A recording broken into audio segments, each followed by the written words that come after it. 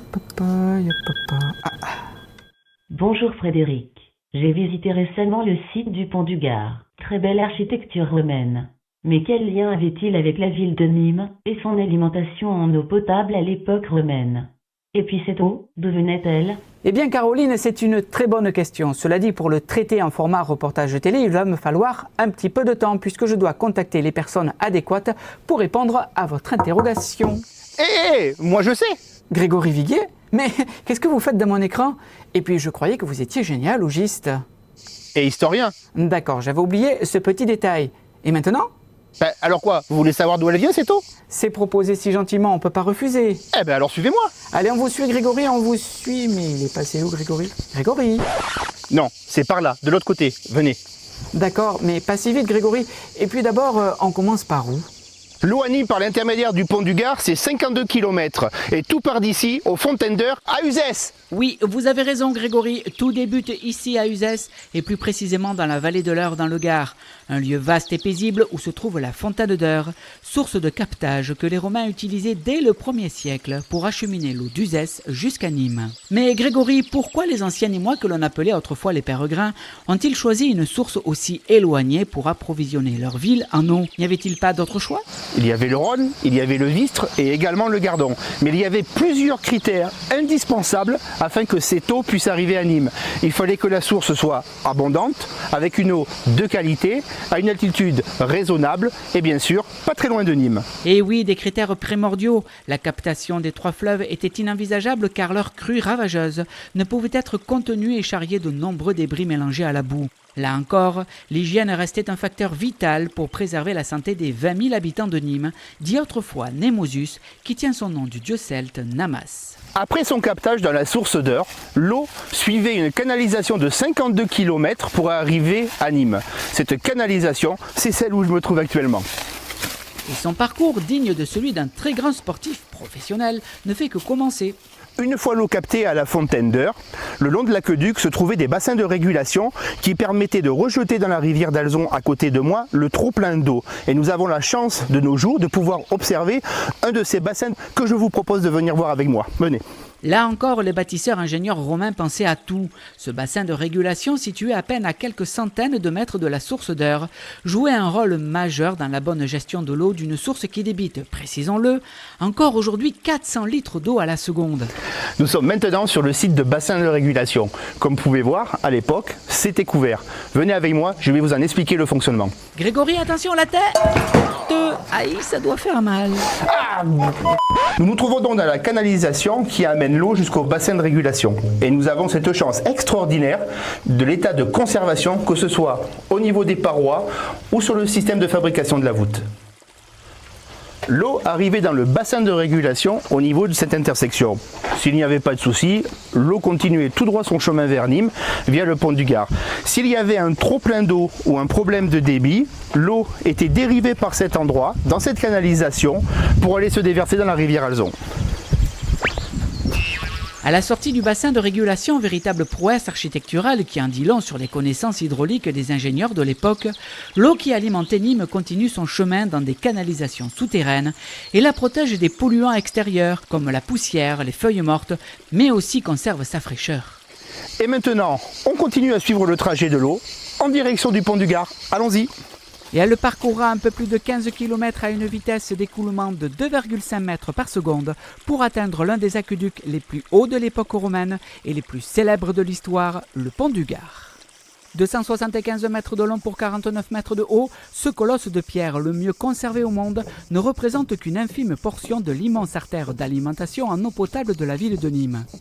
Pour en savoir plus sur le rôle qu'il tenait auparavant, nous retrouvons sur la rive gauche du site Christine Punière qui nous explique comment fonctionnait cet aqueduc. Ici on se trouve dans la partie la plus importante du pont du Gard, la partie aqueduc à 50 mètres de hauteur, et on peut observer de l'intérieur les parois de l'aqueduc, notamment le système d'étanchéité, le mortier de tuileaux appliqué par les Romains pour éviter que l'eau s'échappe entre les pierres.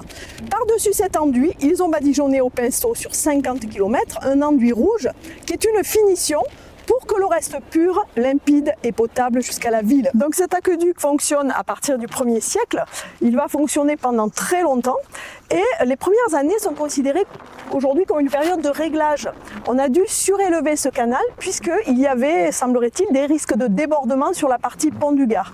Donc on voit ici qu'un bloc de pierre a été rajouté sur la partie haute, 60 cm supplémentaires, pour que l'eau s'écoule mieux à l'intérieur. Et ce, sur 6 km. Donc imaginez, malgré tout, le chantier, il a fallu quand même rectifier certaines parties.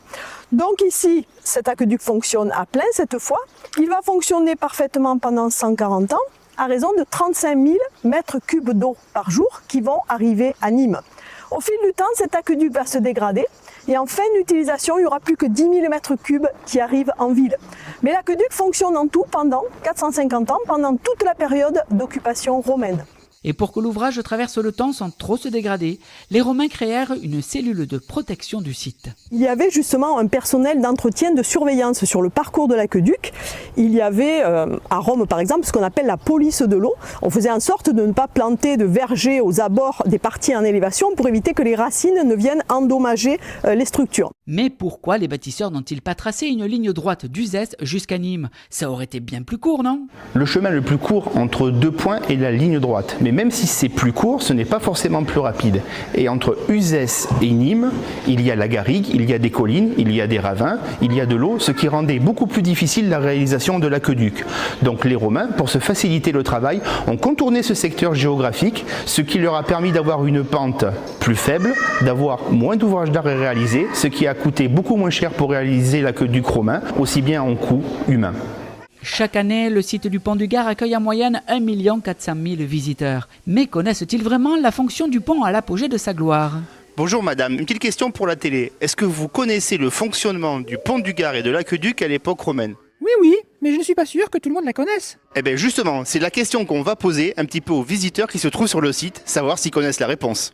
Est-ce que vous connaissez le fonctionnement du pont du Gard à l'époque romaine, son utilisation? Non. Du tout. Madame? Je sais pas, je sais plus.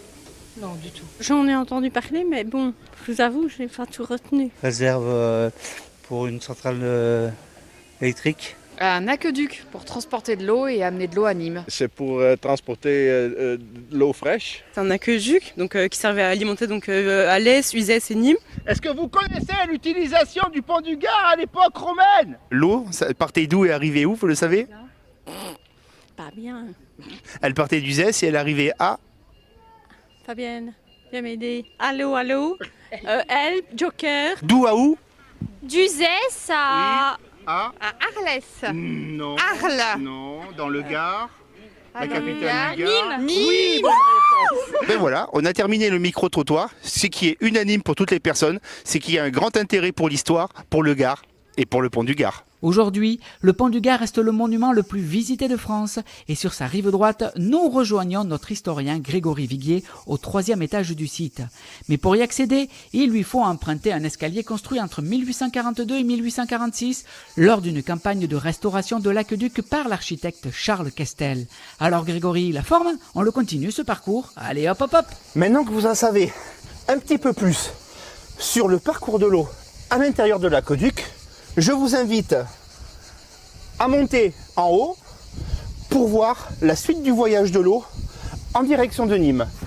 Oh allez, un peu de sport ne fait de mal à personne. Nous nous retrouvons maintenant sur l'autre rive du pont du Gard. Et comme vous pouvez le remarquer, à l'époque, pas d'adoucisseur d'eau, vu la quantité de calcaire qui se sont déposés dans l'aqueduc. Et cette eau, justement, elle poursuit son parcours dans la garrigue gardoise. Mais au bout d'un moment, on perd trace de l'aqueduc. Mais les ingénieurs romains ont eu le génie de créer des ouvrages d'art qui ont permis à cette eau de poursuivre sa route jusqu'à la capitale gardoise. Allez, on va en voir un. Pour y accéder, on emprunte un tunnel creusé en 1865.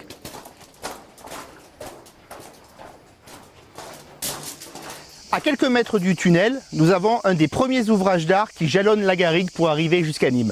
Alors il y avait deux possibilités. Soit l'ouvrage d'art était aérien, tel le pont du Gard avec un aqueduc ou un pont, soit un ouvrage d'art souterrain, tel que nous avons pu l'observer tout à l'heure à la fontaine d'Heure à Uzès. L'eau mettait toute une journée pour parvenir par gravité de son point de départ jusqu'au cœur de la cité de Nîmes, où elle se retrouvait divisée dans toute la ville grâce à une sorte de château d'eau appelé le Castellum Divisorium. Ce monument, que l'on peut encore observer de nos jours, possède 10 trous dans la roche où étaient installés 10 tuyaux en plomb qui servaient à distribuer l'eau dans les différents quartiers de Némosus.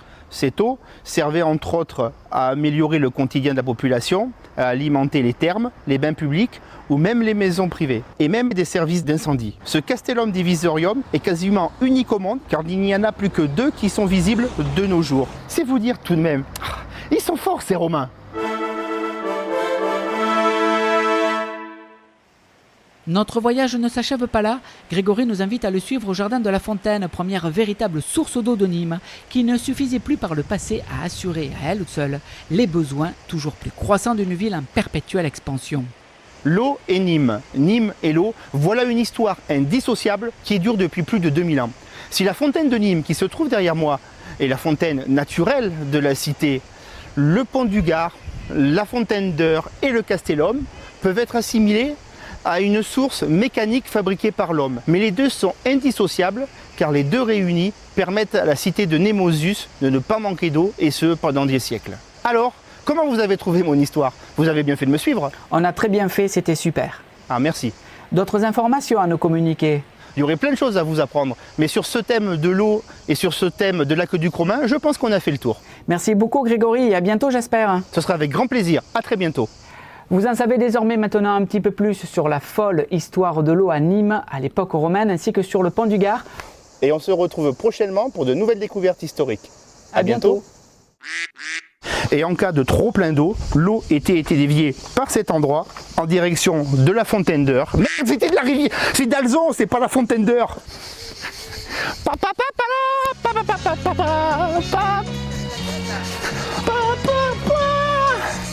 Et là, je me rappelle.